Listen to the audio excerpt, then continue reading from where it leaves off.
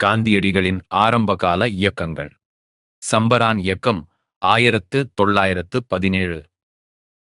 விவசாயிகள் உரிமைக்கான முதல் மகத்தான முயற்சி. சம்பரானில் வாழ்ந்த விவசாயிகளின் வேண்டுகோளை ஏற்று இந்திய மக்களை ஒன்றிணைக்கும் முதல் முயற்சியை மகாத்மா காந்தியடிகள் மேற்கொண்டார். எந்த போராட்டத்தையும் திடீரெனத் தொடங்காமல் நிலைமை குறித்து விரிவாகவும் ஆழமாகவும் ஆய்வு செய்வது காந்தியடிகளின் தனித்துவமான செயல்முறையாக இருந்தது. கருநீலச்சாய விவசாயிகளின் சுரண்டல். தீன் காதியா முறையின் கொடுமை.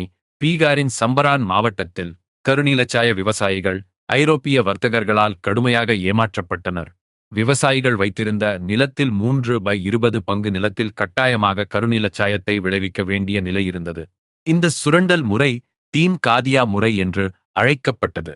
இந்த அமைப்பு விவசாயிகளை பொருளாதார ரீதியாக சுரண்டியது, அவர்களை வறுமையின் பிடியில் சிக்க வைத்தது.